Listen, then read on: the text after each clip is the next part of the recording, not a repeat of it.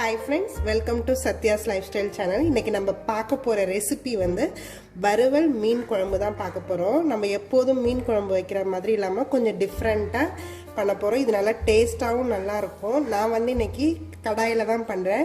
நீங்க மண் சட்டி வச்சிருந்தீங்கன்னா அதுல பண்ணுங்க. டேஸ்ட் இன்னுமே நல்லா இருக்கும். இது எப்படி பண்ணலாம்ன்றதை இப்ப பார்க்கலாம். இந்த வறுத்த மீன் குழம்பு பண்றதுக்கு நான் புளியை கரைச்சி எடுத்து வச்சிருக்கேன். தேங்காய் எடுத்து வச்சிருக்கேன். இதில் கொஞ்சமாக சின்ன வெங்காயமும் பூண்டும் எடுத்து வச்சுருக்கேன். நான் ஒரு 6-7 கிட்ட சின்ன வெங்காயமும் ஒரு 5-6 பல்லுக்கிட்ட பூண்டு எடுத்து வச்சுருக்கேன். ஃபஸ்ட்டு நம்ம இதில் ஒரு மசாலா ஒன்று அரைக்க போகிறோம். அது தேங்காவோட 1 ஸ்பூன் சோம்பு சேர்க்க போகிறேன். அதோட லாஸ்ட்டாக இந்த வெங்காயம் பூண்டு வச்சு அரைக்க போகிறேன். இதுதான் இந்த பேசிக் மசாலா. இதை நம்ம முதல்ல அரைச்சி எடுத்துக்கலாம். இந்த வறுவல் மீன் குழம்பு வைக்கிறதுக்கு புளியில் நான் ஃபஸ்ட்டு இந்த புளிக்கு தேவையான அளவுக்கு கல் உப்பு தான் யூஸ் பண்ணுறேன். நம்ம எப்போதும் மீன் குழம்பு வைக்கிற மாதிரி இல்லாமல் இது எப்படின்னா நம்ம குழம்பெல்லாம் அந்த வெங்காயம் தக்காளியெல்லாம் வதக்கி அந்த மாதிரி வைப்போம். அந்த மாதிரி வைக்காமல் இதில் எல்லாத்தையுமே நம்ம கரைச்சிட்டு குழம்பை ஃபுல்லாக கூட்டி முடிச்சுட்டு அப்புறம் தான் நம்ம தாளிக்கவே போகிறோம். இப்போ நான் தக்காளி நல்லா பழுத்ததாக எடுத்திருக்கேன். இதை நம்ம கையாலேயே நல்லா இதில் மேஷ் பண்ணி போடணும். இதில் நான் இந்த ஸ்பூனால் 1 ஸ்பூன் மஞ்சத்தூள் ஆட் பண்ணிக்கிறேன். கொத்தமல்லி தூள் 2 ஸ்பூன் கிட்ட போட்டுக்கிறேன். மிளகாத்தூள் 1.5 ஸ்பூன் போட்டுக்கிறேன்.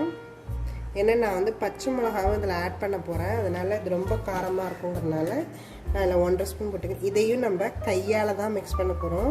நான் கரண்டி யூஸ் பண்ணுறதால நீங்கள் பண்ணலாம். ஆனால் கையால் மஸ்ட்டு அது மாதிரி வச்சு பாருங்கள். அது டேஸ்ட்டே கொஞ்சம் நல்லாயிருக்கும். இது இப்போ நம்ம தேங்காய் அரைச்சோம் இல்லையா மசாலா, தேங்காய் வெங்காயம் பூண்டு சோம்பு எல்லாம் போட்டு அதை இதில் ஆட் பண்ணி அது நம்மளுக்கு எவ்வளோ தேவையோ அந்த அளவுக்கு ஆட் பண்ணிக்கலாம். நான் இதில் ஒரு 2 ஸ்பூன் கிட்ட ஆட் பண்ணிக்கிறேன். இந்த குழம்பு தாளிக்கிறதுக்கு ரெடியாக இருக்குது. இது இப்போ அதை தனியாக வச்சிடலாம். நான் இந்த குழம்புல போடுறதுக்கு மீன் ஆல்ரெடி மிளகாத்தூள் உப்பு மஞ்சத்தூள் போட்டு ஊற வச்சுருக்கேன். ஒரு 1/2 ஹவருக்கு மேலே இது ஊறிடுச்சு. இதில் நான் கொஞ்சமாக இந்த தேங்காய் மசாலா அரைச்சோம் இல்லையா, அதில் கொஞ்சமாக மிளகாத்தூள் மஞ்சத்தூள் உப்பு போட்டு வச்சுருக்கேன். இதை நல்லா மிக்ஸ் பண்ணிவிட்டு இதை நான் சும்மா இந்த மீனில் ஒரு லைட்டாக ஒரு கோட்டிங் தான் கொடுக்க போகிறேன். ரொம்ப இல்லை, ரொம்ப லைட்டாக தான் இந்த மசாலா தடவ போகிறேன்.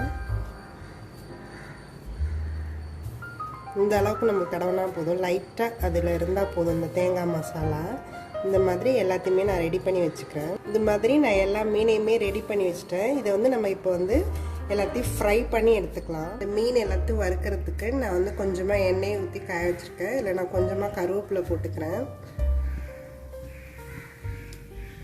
இதில் எல்லா மீனையும் நம்ம வறுத்து எடுத்துடலாம்.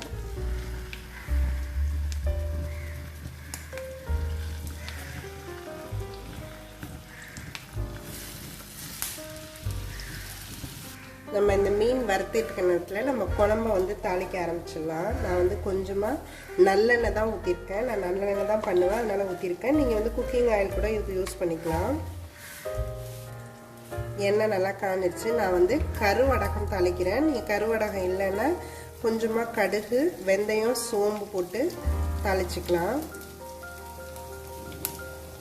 கருவேப்பிலை போட்டுக்கலாம்.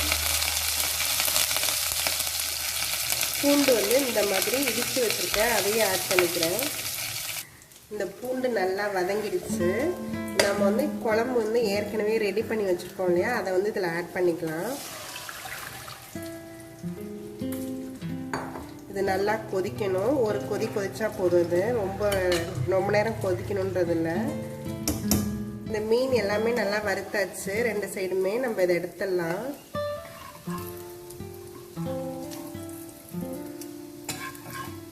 இதே மாதிரி நம்ம எல்லா மீனையுமே வறுத்து எடுத்துக்கலாம்.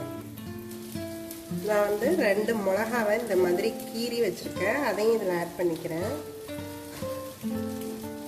குழம்பு நல்லா கொதிச்சிருச்சு. பச்சை வாசனை எல்லாமே போயிடுச்சு. இப்போ நம்ம இந்த வறுத்த மீன் எல்லாத்தையுமே இதில் ஆட் பண்ணிக்கலாம்.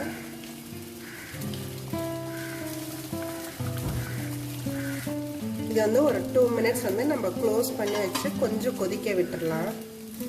இது நல்லா 2 மினிட்ஸ் ஆயிடுச்சு. இது நல்லா கொதிச்சு தான் இருக்கும்.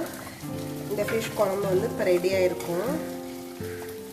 இதை நிறுத்திடலாம். நம்ம வறுத்த மீன் குழம்பு ரெடி ஆயிடுச்சு. இது வந்து ரொம்ப ஈஸி தான். நம்ம வெங்காயம் தக்காளி வதக்கி எப்போதும் வைக்கிற மாதிரி இல்லாமல் இது ரொம்ப ஈஸியாக நம்ம குழம்ப ரெடி பண்ணிவிட்டு தாளிக்கிறது மட்டும்தான் இதில் வேலை. மீனை வந்து வறுத்ததில் போட்டால் முடிஞ்சிடுச்சு. ரொம்ப ஈஸியாக பண்ணலாம், குயிக்காகவும் பண்ணலாம். பிகினர்ஸ் வந்து இப்போ சமையல் புதுசாக கற்றுக்கிறவங்களுக்கு இது ரொம்ப ஈஸியாக இருக்கும். இதை நீங்களும் ட்ரை பண்ணி பாருங்கள். என்னோடய வீடியோஸ் எல்லாத்தையும் பாருங்கள். உங்களுக்கு பிடிச்சிருந்தா எங்கள் சேனலை சப்ஸ்கிரைப் பண்ணுங்கள். தேங்க்யூ ஃபார் வாட்சிங்.